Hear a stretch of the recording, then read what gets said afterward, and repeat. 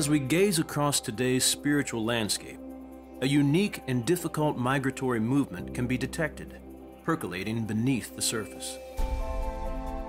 Minor changes are made every day in the way in which people view the world, but there are some embarking on a spiritual migration that could very well tear them away from the fabric of everything they've ever known. A glimpse of this kind of emotional experience can be felt here at a modern international terminal that acts as a point of transition for immigrants entering America for the first time, looking for a better life. Imagine the complex emotions felt by such people more than a century ago, who flocked to this new world promising hope and freedom, and yet bore the loss and pain in leaving their homeland behind. Another type of immigration, a spiritual one, carries the same emotional freight, and it begins here, in the hearts of those who belong to the Mormon Church. Today, many who were once part of the Church of Jesus Christ of Latter-day Saints are migrating away from their religious homeland of Mormonism in search of a new land. For the Mormon whose entire way of life has been woven into the fabric of their LDS church, the fears and obstacles they face in leaving are unprecedented. Even so, every day, people all over the world are transitioning out of Mormonism.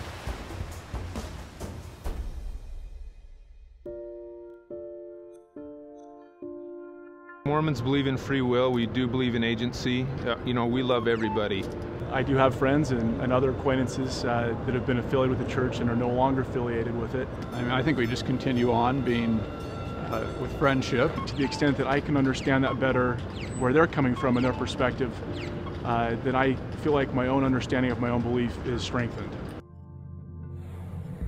I'd prefer that, Mormon stays a Mormon, but, if somebody's going to the Baptist faith or the Muslim faith, they're a better person because of it. Choice is a fundamental principle of Mormonism. If that means leaving the LDS church, and finding a different path, I feel like, okay, as long as they're still believing in Christ.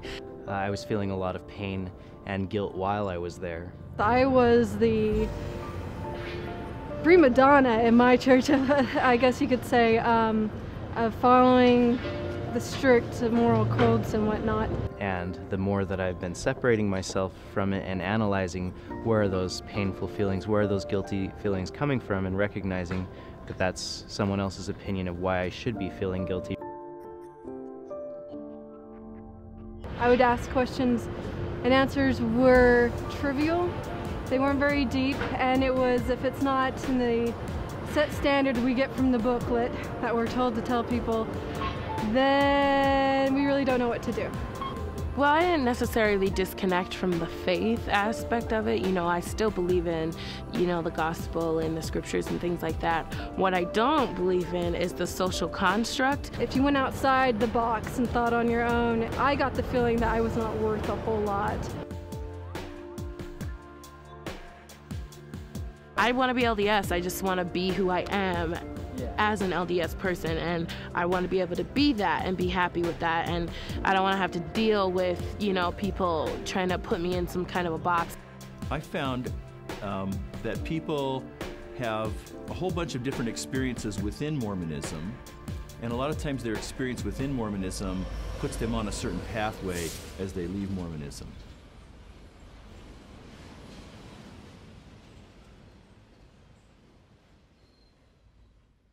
If they were merely a cultural Mormon and didn't have a strong sense of reality of Scripture, of God's presence, they might then move into a secular path. There's others who want to have a spiritual life, have some kind of spiritual reality, but they don't trust authority.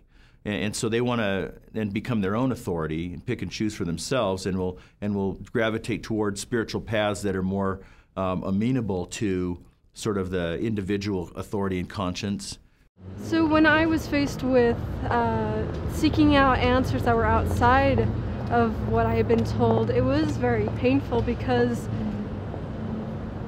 growing up 17 years with this belief system and then realizing it doesn't satisfy everything, it makes you question.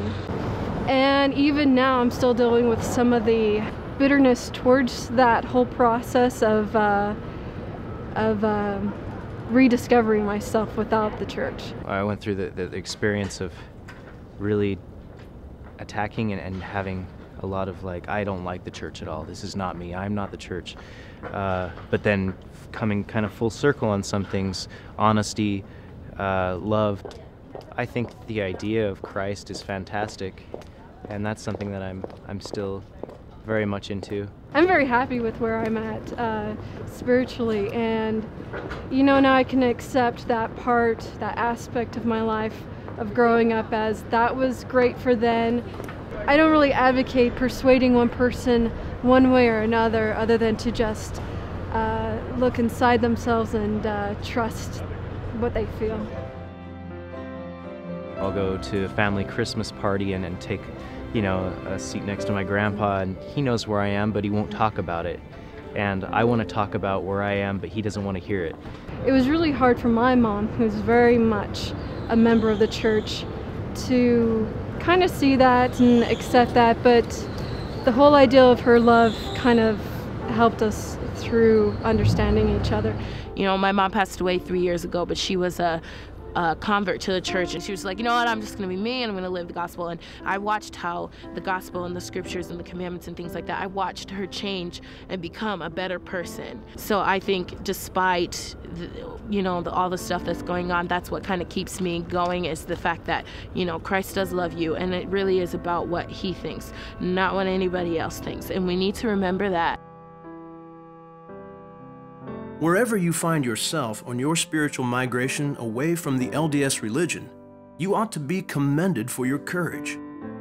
We understand that the journey out is emotionally complex and that it is difficult to navigate your way through the fond memories as well as the struggles and doubts that linger from your past.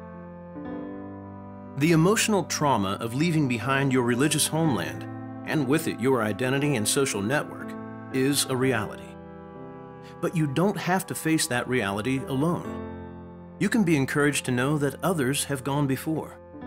You can find hope and strength in knowing that you are not alone.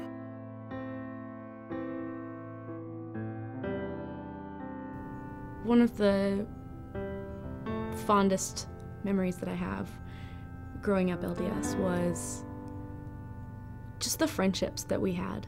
I loved being LDS. It was the core of my existence. I couldn't even imagine not being Mormon. I mean, and if I wouldn't have been Mormon, I would have just joined right up just to hang out with friends. Joseph Smith was a huge hero of mine, and the way he was presented to me in the books and stories, and who wouldn't be fascinated by him. I loved to attend the temple. I felt a real peace there. It helped me kind of have an identity. It wasn't just me against the world. I had this group. And it wasn't necessarily that I thought of myself as really elite. It's just that it was an underlying current. I was a very successful missionary for the church, probably converted 30, 40 people. Our mission led the world from convert baptisms in 1962. Growing up, my dad hardly ever went to church, and then my parents divorced when I was 10, so we were always pretty low on the Mormon society totem pole. There was this plan of salvation, pre-existence, and then we come here, and then we go somewhere else, and so it was all laid out. Didn't have to really be too responsible for, for just living. It was kind of a secure feeling. The eternal progression that they speak of, and I'm going here and here and here, and there is a sense of who I am. You're taught a lot of morals. It's really more of a moral religion, and do right and do good and be good, and so to me, if I'm going to be honest and real and have integrity, how can I not pursue and question? What I found was that I wasn't alone. There were thousands upon thousands of people asking these same questions, some leaving, some not. And I found out there was tons of underground people who were in the church afraid to leave, but who found a forum to ask these questions on the internet, because there's no forum for that in the church. You don't question in the church. And that gave me encouragement. the land that I was living in, there had to have been more. There had to have been something more. My desire to know what that more was would propelled me.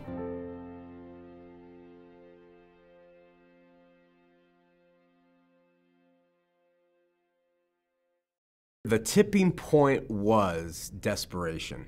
There were no rites, rituals, actions, temple attendances, obediences, service, prayers, fasting. Nothing gave me solace. Nothing gave me peace in my heart, and I was in turmoil.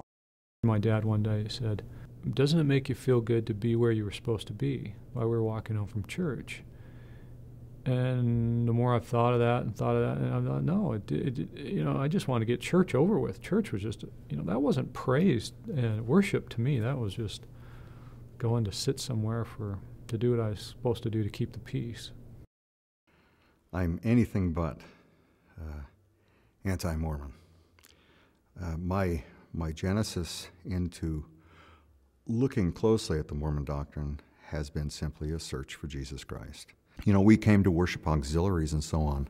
We came to worship our history. We sang songs to our founder. At the end of that was the question, is Jesus really here? And that was my tipping point. The four foundational vision, the Book of Abraham, the Book of Mormon, I did a rather thorough study of where all this material came from in the text. It turns out to be 19th century material. Here I'm an institute teacher teaching for the LDS Church, and I am conflicted in a major, major way.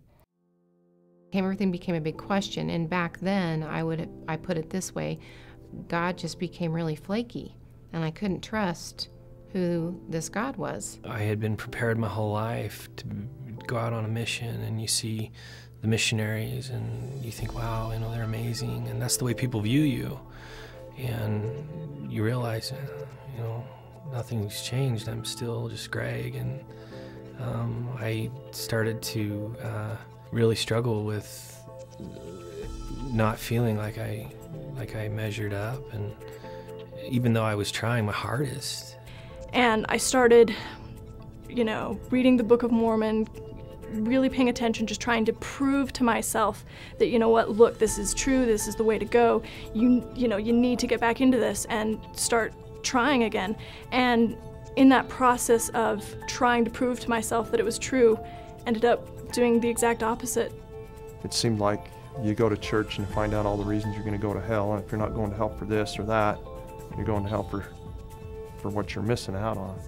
I didn't feel I wanted to be a part of it, but yet I still believed in the doctrine, I never lost my faith in God. I just wanted to know His will in my life, not my neighbors, not my friends, not the church. And that's all I prayed the whole time, was just to know Him. It sounds ludicrous and like I've lost my mind, but this voice came and just said, it's time to leave, Suzanne. I finally just reached a point where I said, I can't do this anymore. And I filed my letter of resignation. Part of that is freeing. Part of that is, am I anybody special? When I hear people talking about, when a loved one dies and, the grief process, you go into mourning. I think I went through mourning, a lot of anger and... God put it in us to have our parents bring us up, and when you find yourself pretty much at the end of being programmed for life, and that all changes. It's like having the carpet ripped out from underneath you. I think for me, it was just resigning myself that I was gonna go to hell. So it was actually a state of turmoil and despair that led me to totally throw everything I knew to the wind and say, God, show me. Give me some truth that I can stand on. I just kind of felt like I'd been left hanging. Sweet little mom would say, what are you going to do? How are your girls going to be raised without going to church, right? The only God I understood or even knew about was the God of the Mormon Church. And so I wanted to get as far away from that as possible. And so in my heart, I was searching for anything else. I mean, I read everything. New Age, yeah, maybe it's Buddhist, maybe it's a little Zen, Maybe, that whole agnostic thing too. Yeah, there's a God, but everything's good. Everyone's good. It's all good. I wasn't compelled to replace it with anything. In fact, I thought this was as close to God as there was. I was spiritual. I was a spiritual person in connection with God. I loved Him, but I didn't want to affiliate with a group of people, a sense of community elsewhere. I stopped believing in God altogether. I just absolutely did not believe in God. I was angry with Him. I took a long walk one night in the moonlight. It was a full moon. I will never forget this night. And cursing my ex-husband and cursing God. But I never stopped believing in Jesus. When people leave Mormonism, they pursue many religious options. Many times, this includes rejecting a belief in God altogether. Although running away from God may seem to make sense at the moment, many exiting Mormons have found that when they stepped away from the institutional LDS Church, God was still there, as was their desire to follow Christ, even in a new context.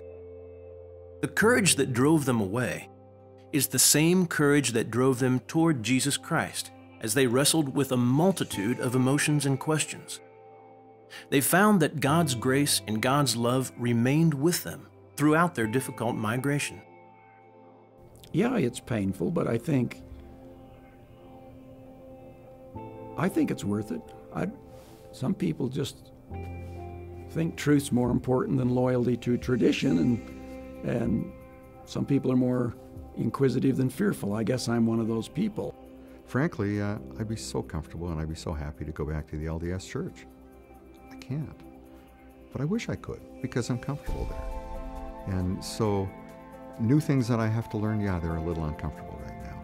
In one of those moments of thinking about it, feeling guilty, I thought to myself, well, who's my faith in? Is my faith in the church, or is it in God? Do you trust God enough to lead you where He wants you to go, even if it means that the church isn't true? And I said, yes, I trust God. When we experience God, therefore God is God, and praise God. And what the other thing does when we experience God, therefore the church is true, that connects us to church, not to God. But when I took off the housing of the church, well, God was still there. So I felt a lot of relief in thinking, wow, this is a lot freer. My relationship to Jesus and who He was, heart-wise, never changed. But leaving the Mormon church took off the many, many cloaks that disguised Him. It's like the first time a kid tastes sugar, I think. It was like, whoa, that's all I want to eat. I can figure, that's kind of what it was. It's like, all I want to do is know this God. And it was just really, really comforting when I became firm in my belief of grace, that weight on my shoulders just was gone. In the dream, I was walking down the sidewalk of a suburban neighborhood, and the further I went, the darker it became. And I finally turned the corner, and it was pitch black. I could not see anything. And I remember saying in this dream, how do I find my way? And as soon as I said that, behind me, I could see this very bright light, and I turned around, and 6 feet away was the Lord Jesus Christ. And He was in an attitude of embracing me, and He said, I am the way. One morning, I was just laying there, and I started crying, for Jesus. And I just cried out for Him. No one had ever taught me that.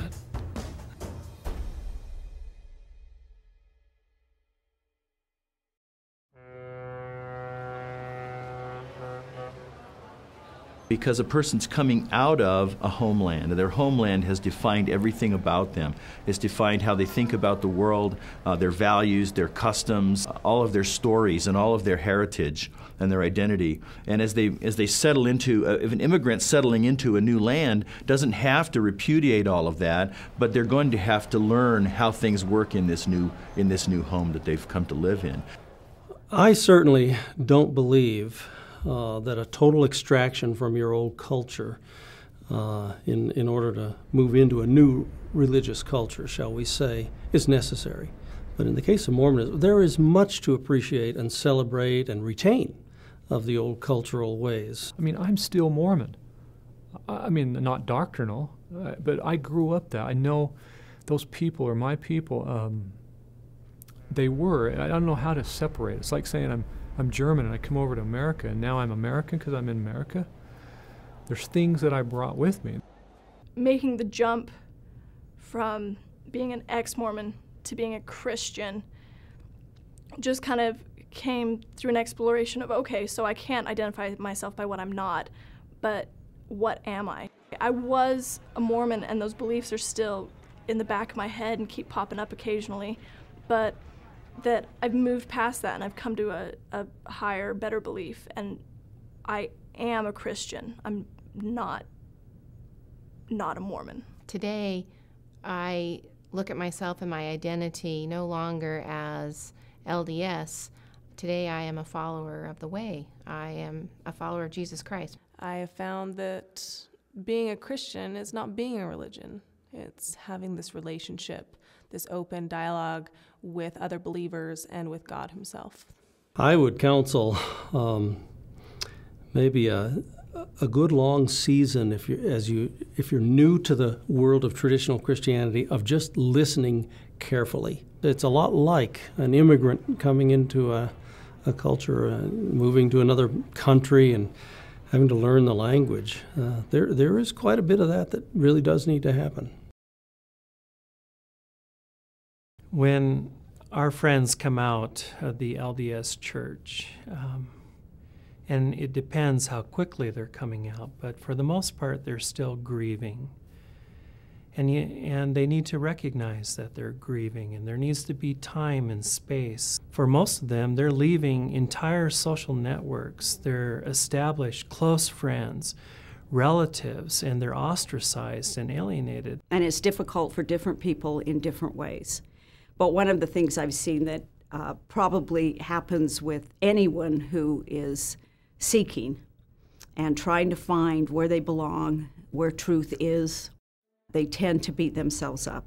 They tend to be hard on themselves, feel a lot of guilt and a lot of insecurity. I would tell them to walk very slowly, and to give themselves a lot of grace through the transition. Pray often, and let God direct you each step of the way. Don't make ultimate decisions quickly. We simply want you just to come. Come and be loved and receive that love and to grow and be nurtured in that love. And I guess my thing is don't give up on God. Invite him into your life. It's okay that you were here once, you completely bolted the other way, and now you're coming back, but you're coming back in a different angle. But if you're one to be more curious than frightened, if you're one to value truth over loyalty to your tradition, then I think you should have the courage of your convictions and let the Lord guide you. And say, open my eyes, open my ears, and help me see your truth. I will accept your truth, whatever it may be, but open me up so I can know your truth. What I would want to say to myself, that searching self of mine, is don't be afraid.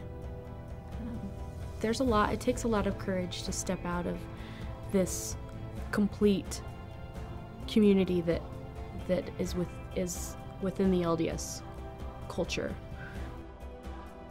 I can't tell you the amount of people who are in the church who don't believe it, that continue to stay there out of fear. And if you haven't done that, you've beat fear, and that is really cool. That's a really cool deal. It's a big step. And so the next step would be find God. Look at the Bible again. There are other people that are going through this, and there's life outside this little Mormon culture. It's okay to have conversations that make you mad, make you frustrated. It's not Satan, that's telling you you're bad, you really shouldn't be here. And it's okay to feel all those things. I would believe it's important for you to follow up on that doubt. And I would search out information that's going to help you see that those inclinations you're having towards questioning are valid, that you're not just losing your testimony, or you're not just a sinner who can't keep the Mormon way of living. God is not about religion. So I didn't have to throw God out with the LDS Church. And I know individuals who have left the LDS Church who have done so. It's just this trust thing, and I want to tell my dad, just trust, Dad. Just trust Jesus. Don't, I don't know how to say it. You can, all this stuff that's made you comfortable the whole time has nothing to do with Jesus. God is faithful, and He pursues us, and He meets us where we're at.